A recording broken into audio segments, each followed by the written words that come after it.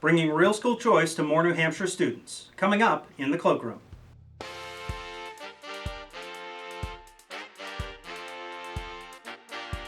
Hi, I'm Grant Bosse, and welcome back into the Cloakroom, a video magazine from the Josiah Bartlett Center for Public Policy. The Senate Education Committee is considering the School Choice Scholarship Act, a bill to provide tax credits under the state business taxes for organizations to help school kids go to private and other public schools throughout New Hampshire. The committee heard an amendment from Senator Jim Forsyth, the lead sponsor, that adds means testing and makes technical changes to the bill. Mike Balboni chairs the House Education Committee and says the bill is a good start. For decades, we have seen a widening disparity between those who can afford true educational choice and those who cannot. Many of our New Hampshire students receive a great education from their traditional public school, but not all students thrive in the traditional public school setting. For families that can afford it, parents are able to send their child to any number of non-public alternatives that best meet their child's needs, including homeschooling.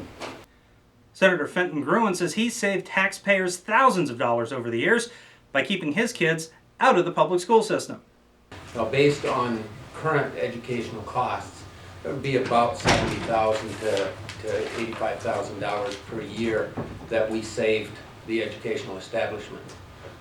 We didn't receive any public funding whatsoever for the education of our children, for all 7 of our children through roughly 14 years of education for each one of those.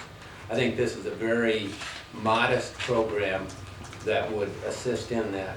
I would also like to respond briefly, Senator Kelly, to your question about the difference in cost between what this program allows and what it costs at a private school or for homeschooling. For homeschooling, obviously, at least in our case, it would have covered the costs and would have allowed us to do some more things with curriculum and probably take some more field trips for the kids to educational facilities, museums, that type of thing.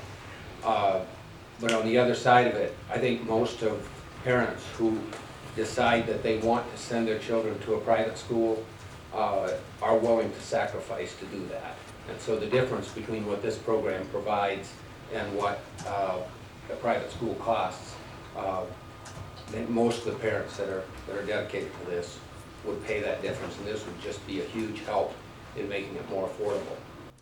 Our own Charlie Arlinghaus testified in support of the bill, saying some people have school choice already in New Hampshire, but for many, their only choice is determined by their zip code. When you consider this legislation, I would urge you to consider whether or not you think this is a good idea or not. It's quite possible that you'll decide this is not a good idea. If it's not a good idea, don't vote for it. And don't worry too much about the details, because you should just vote against it. But what is the idea here? The idea is to allow some children more opportunity than they have today. A lot of children won't take up that opportunity. My son won't. My son is at we live in the Shaker district and is at Belmont High School and is in a special ed program. But and this bill is not something we would take advantage of. But for a lot of people, they have no choice. They have one choice. Some people have many choices, and rich people have school choice, poor people don't. But some people have very many choices, and in general, their outcome is better. And there's going to be a lot of discussion over the course of the next few weeks, and probably in the course of today, about who has the best studies and who's right about this and who's right about that. And what I'm going to tell you is that I could pepper you with documents that show you that competition in public schools or allowing people more choices improves the outcome for everybody, both the students who elect those choices and the students who don't elect those choices. And at the end of the day, Bill is going to hate every study I show you and be critical of it. And at the end and he's going to show you studies that show you the opposite. We had that at the previous part of the hearing. There was the lady who was practically about to deliver, who talked about the cataclysm that would come upon this country if you were to ever have school choice. That dogs sleeping with cats, and I don't remember what else exactly. But we're both going to be able to throw studies at you to prove that the other one is you're misleading that.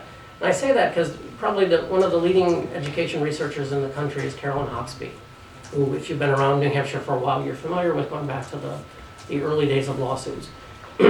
She had an endowed chair at Harvard. She now has an endowed chair at Stanford. She writes regularly in competition in domestic journals and international journals. She's chairman of a committee evaluating the New York City Charter School Project. In her work, she has unassailable credentials, yet her work is routinely assailed. So you're going to see a lot of that. And I would suggest to you that I'm going to show you good studies. Other people will show you bad studies. But deep down, and you're gonna have to decide what you want to believe. But I think there's a common sense to this, and that is that if my child has additional options, the outcomes are going to be better. And for a lot of people, they have additional outcomes, and for a lot of people, they don't. And so we want to give people greater options. I want to talk a little bit about the sticker price question. I think Senator Kelly was talking about this. This is a relatively modest scholarship amount, and the question is, are you going to be able to, somebody said, St. Paul's is 45 grand or whatever St. Paul's is. You can't go to $45,000 school on $2 grand a year. Tuition's not a real number. Tuition's not a real number in college. Tuition's not a real number in private schools. Nobody pays sticker price. There are a few people who pay sticker price. They tend to be very, very wealthy. But in most private schools of any sort, a whole bunch of people pay next to nothing or almost nothing. And this would cover a lot of people. Those people's scholarships are often based on need. And so the people who can afford very little would probably pay very little. And the scholarship would give them great opportunity. And I'll just leave you with the constitutional question. There's going to be a back and forth about the constitutional issue. We have a paper that addressed this issue 6 years ago on the notion of essentially a voucher plan and whether or not that's constitutional. We argued that it is constitutional. We had a retired Supreme Court justice argue that it is constitutional, but I don't tell you that that's exactly what the court would decide. I would say to you that may or may not have been constitutional. Most people will argue whether or not a tax credit should or shouldn't be constitutional, but the court would almost certainly uphold it. Arlinghaus and Senator Molly Kelly from Keene debated the principles behind support or opposition to the School Choice Scholarship Act. When I look at this bill, we're really talking about additional options in private school, right, or homeschooling. Or the principle and the value could be that we do have additional options in public schools and that we can continue to improve our public schools so that all children have those options within the school. We all talk about our own experience, and that is the one thing that happens in education. Yes. So I agree with you that the decision should be based on principles. I have 4 children who are all very different children, went through public schools and have many different options. So I think that those statements, again, are exactly what you said. They are values and they're principles. And that's probably where we have to look at that. And I just wondered if you would agree with the fact that those are values and principles. Oh, obviously there are options in schools, and one of the reasons New Hampshire has such great public schools is that people work with you and there are a number of options. And I know that for most people, my son has an IEP, so we obviously experience that every day. But in general, your option is one school, and there are people in the state of New Hampshire who have a number of varied options. And for most of the kids in the state of New Hampshire, the local public school is going to be a terrific option for them. It's going to be a really, really good option for them. But I think there are some kids for whom that one local school is not going to be the best option for them. And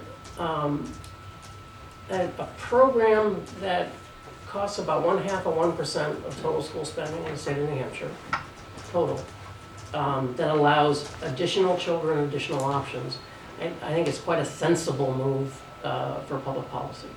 Forsyth has amended his bill so it's identical to a similar proposal now passing through the House Education Committee. I'm Grant Bosse. Thanks for joining us in the Cloakroom.